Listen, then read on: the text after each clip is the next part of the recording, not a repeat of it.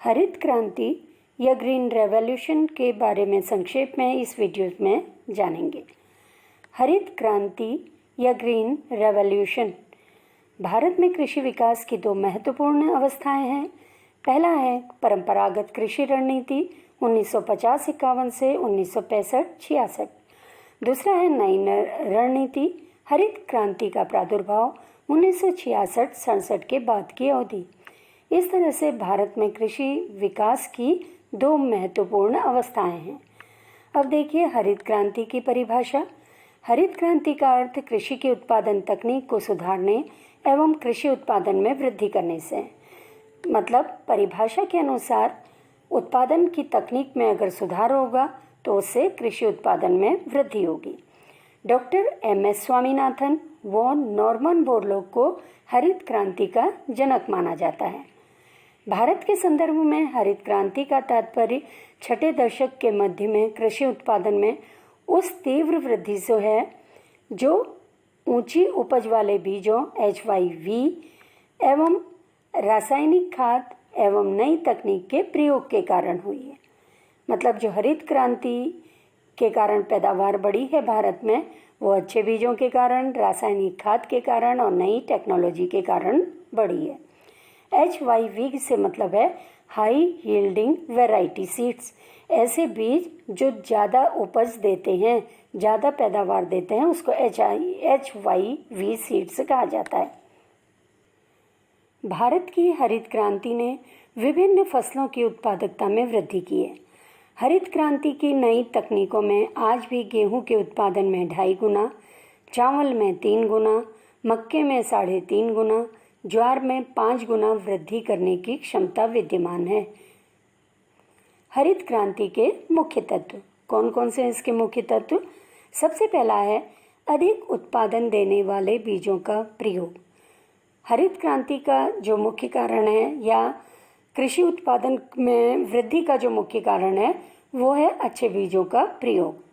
दूसरा है रासायनिक खादों के अधिक उपयोग को प्रोत्साहन। अगर रासायनिक खाद का अधिक इस्तेमाल होगा तो उससे उत्पादन बढ़ेगा। इसी तरह से तीसरा सिंचाई सुविधाओं का विस्तार। चौथा कृषि यंत्रीकरण को बढ़ावा। पहले से जब परंपरागत खेती होती थी उसमें हल के द्वारा, बैलों के द्वारा खेती की जाती थी, लेकिन उससे जो उत्पादन होता था वो उतना अधिक नहीं होता था। अब कृषि के नए नए यंत्र आ गए हैं, उससे उत्पादन जो है ये बहुत अधिक बढ़ा है। कीटनाशक दवाओं का प्रयोग। कीटनाशक दवाओं के प्रयोग से जो फसल है ये बर्बाद नहीं होती है।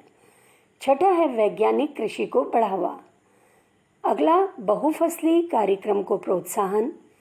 कृषि विपणन सुविधाओं का विस्तार। कृषि विपणन से मतलब है ये जो एग्रीकल्चर में जो पैदावार हो रही है कृषि में, उसकी मार्केटिंग की सुविधाएं अगर दी जाएंगी तो उससे किसान और अधिक उत्पादन करने के लिए प्रोत्साहित होंगे। इसी तरह से वित्त एवं ऋण सुविधाओं का विस्तार।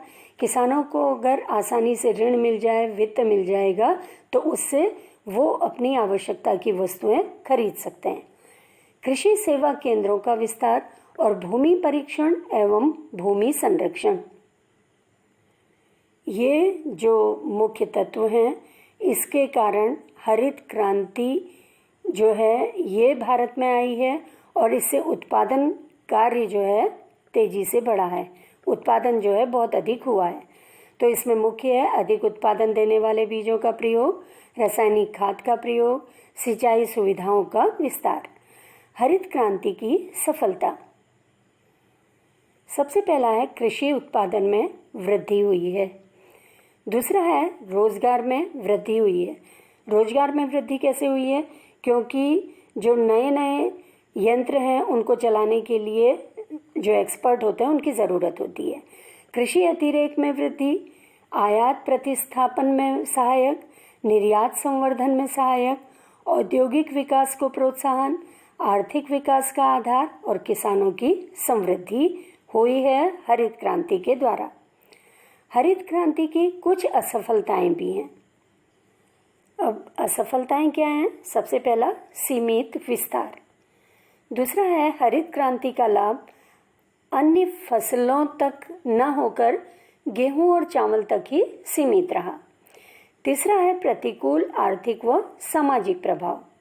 चौथा, उत्पादन में वृद्धि तो हुई है लेकिन सीमित वृद्धि हुई है। इसी तरह से बेरोजगारी में वृद्धि हुई है। बेरोजगारी में वृद्धि का कारण क्या है? नई मशीनरी आई है। जो खेतों में किसान काम कर रहे थे उनकी जगह नई मशीनों ने ले ली, इसलिए गांवों में बेरोजगारी में वृद्धि हुई है। छठा, कृषि आदानों का आयात। हरित क्रांति की सफलता के लिए कुछ सुझाव हैं। पहला, इसका व्यापक क्षेत्र होना चाहिए। जी, इसकी असफलता का मुख्य कारण क्या था? सीमित क्षेत्र था। दूसरा, छोटे किसानों के लिए हरित क्रांति। तीसरा, मिट्टी का पर्यवेक्षण। मिट्टी का पर्यवेक्षण का मतलब पहले मिट्टी की टेस्टिंग होनी चाहिए, उसके हिसाब से उसमें उर्वरक डाले जाने चाहिए। चौथा, उचित ऋण व्यवस्था। ऋण आसानी से अगर उपलब्ध होगा किसानों को तो ये हरित क्रांति सफल होगी। इसी तरह से ग्रामीण रोजगार अवसरों में वृद्धि होनी चाहिए और साथ ही समय समय पर किसानों का प्रशिक्षण होना चाहिए। हरित क्रांति को चित्र के द्वारा समझते हैं। सबसे पहला तो सिंचाई की सुविधाएं अगर होंगी तो उससे उत्पादन बढ़ेगा। आज के समय में सिंचाई में भी नई टेक्नोलॉजी आई है, इसका इस्तेमाल उत्पादन को बढ़ावा देगा। इसी तरह से खेती में कई मशीनें आई हैं जो उत्पादन को बहुत अधिक बढ़ा देती हैं। अच्छे बीज आए हैं। अच्छे किस्म के बीज पैदावार को बढ़ाने में बहुत अधिक सहायक होते हैं। इसी तरह से कीटनाशक दवाइयों का समय समय पर उपयोग अगर किया जाएगा तो फसल नष्ट होने से बची रहेगी। साथ ही अगर मृदा की मिट्टी की टेस्टिंग होगी लैब में, उसके बाद उर्वरक डाले जाएंगे तो उससे पैदावार बहुत अधिक बढ़ेगी। किसानों की समय समय पर ट्रेनिंग होनी चाहिए। प्रशिक्षण से किसानों को बहुत अधिक फायदा होगा।